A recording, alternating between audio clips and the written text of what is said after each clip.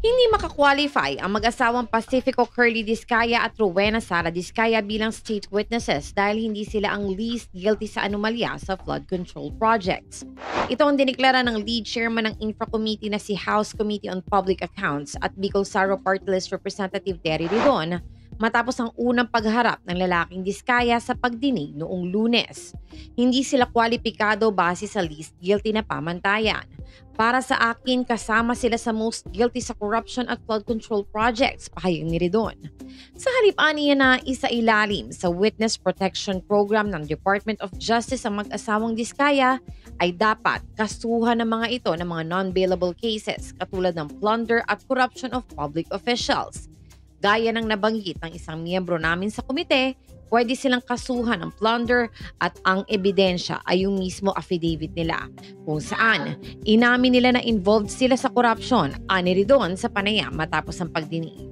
Inayunan ng mababatas ang pahayag ni Pasig City Representative Vico Soto na nais lamang ng mga Discaya na protektahan ang kanilang sarili kaya ilalaglag ng mga ito ang mga opisyalis ng gobyerno na kanilang binayaran ng bilyones para makuha ang proyekto ng gobyerno na nagpayaman sa kanila.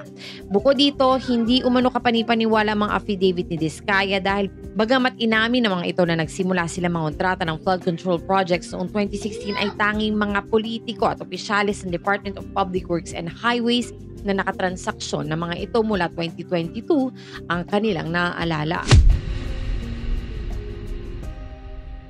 Handa po kaming tumistigo ng walang pilit at kusang loob bilang state witness at sabihin ang lahat ng nangyayaring katiwalaan ng Kamara, DPWH at iba pang mga kawani ng gobyerno upang gawin ang tama.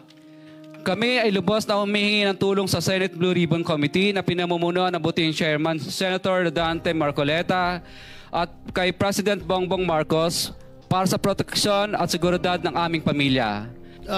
Nagre-request po yung mag-asawa ng kanilang seguridad dahil natatakot daw po sila. Ano ho bang plano ng komite na ito?